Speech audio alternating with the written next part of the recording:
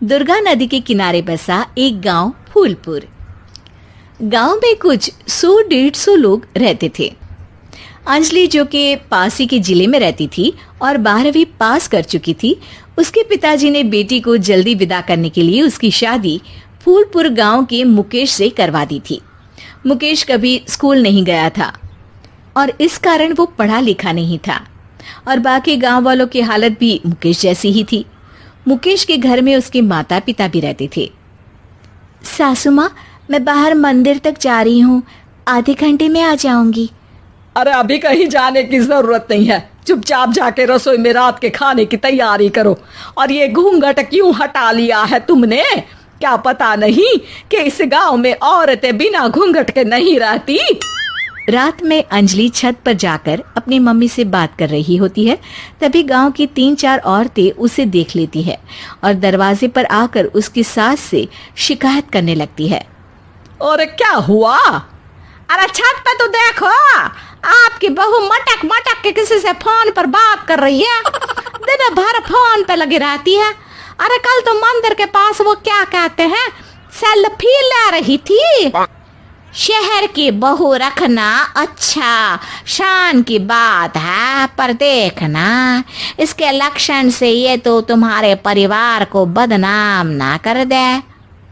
ये पहली बार नहीं था जब सास से गांव के लोगों ने अंजलि की बुराई या शिकायत नहीं की हो। अब तो ये रोज की बात थी। अंजलि ये सब सुन लेती है।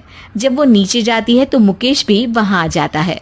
सास कहती है, बेटा, लोग घर आकर शिकायत करने लगे हैं बहू के कामों की। देख लो, पति हो, संयम से रखो इसे। माँ जी, मैं तो अपनी माँ से बात कर रही थी, क्योंकि यहाँ कोई बात करने लायक ही नहीं है और अब मैं माँ के पास ही रहूंगी। वहाँ क्या रहना, वहाँ बाहर के लोग तो ठीक है, पर घर के लोग भी इज्जत ना दे सके। अरे नहीं नहीं अंजलि, ऐसा नहीं है, धीरे धीरे सब ठीक हो जाएगा, तुम फिक्र ना करो। अरे बस कुछ बोलना ही नहीं है, सर पे चढ़ा रखा है बहू को। सास मुकेश की नरम बात सुन के वहां से मुंह चढ़ाकर चली जाती है। मैं तो कहती हूँ हम दोनों शहर चले जाते हैं। मैं पढ़ी लिखी हूँ, मुझे वहाँ नौकरी भी मिल जाएगी और थोड़े दिनों में आप भी वहाँ कुछ काम ढूंढ लेना। अरे नहीं नहीं अंजलि, हम यहाँ ना गांव का खेत, माँ पिताजी को छोड़कर शहर नहीं जा सकते। माँ पिताजी को कैसा लगेगा और गांव वाले क्या सोचेंगे? ये कहकर मुकेश सोने चला जाता है और अंजलि की गांव वालों द्वारा बुराई का सिलसिला बहुत दिनों तक चलता ही रहता है। लेकिन अंजलि गुस्सा ना दिखाते हुए समझदारी से काम लेती है। बारिश का मौसम चालू हो जाता है। जोरदार बारिश से पूरे गांव में हाहाकार मच जाता है।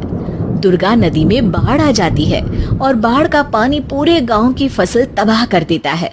फसल की ये हालत देखकर गांव वाले निराश हो जाते हैं और बात तो यहाँ तक पहुँच जाती है कि कुछ लोग तो अंजलि को इस सब का दोषी ठहरा देते हैं। अरे पूरी फसल तबाह हो गई, पता नहीं किसकी नजर लग गई है। अरे जब से चौधरी परिवार में ये शहर की बहू आई है ना, तब से ही गांव की शांति चली गई है। इसके कर्म कांड से माँ दुर्गा नदी भी खुश नहीं है। ये सब सुनकर बेचारी अंजलि रोते हुए अपने घर चली जाती है। कुछ दिन बाद सभी गांव वाले अपनी फसल का मुआवजा लेकर अपने अपने घर आते हैं। मुकेश भी 1500 लेकर आता है। अंजलि को जब पासबुक दिखाता है तो अंजलि हैरान हो जाती है। अरे, ये पासबुक में तो उन्होंने 4000 की एंट्री करी है और आपको सिर्फ 1500 दिए। सच में? अरे वो सरकारी अफसर आपको बेवकूफ बना रहे हैं। सरकार की तरफ से हमें 4000 मिले हैं, लेकिन बाकी का सारा पैसा खुद ही खा रहे हैं। आप लोग के अनपढ़ होने का फायदा उठा रहे हैं।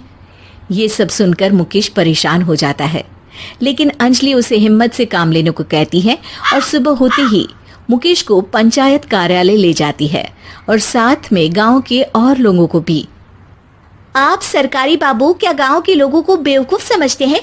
आपको क्या लगता है ये पढ़े लिखे नहीं है तो आप कुछ भी मनमानी करेंगे? ये बेचारे दिन रात इतनी मेहनत करते हैं, ये हमारे अन्नदाता हैं और आप इनके साथ ऐसा धोखा करते हैं। अरे क्या बके जा रही है ये लड़की, किस धोखे की बात कर रही है? अपने कांड करके नदी माँ को नाराज करके हमारा नुकसान करके इसे चैन नहीं मिला क्या? सरपंच जी, इन सरकारी बाबू ने मुझे बेवकूफ बनाया है और मेरे हिस्से के पैसे खुद चट कर गए।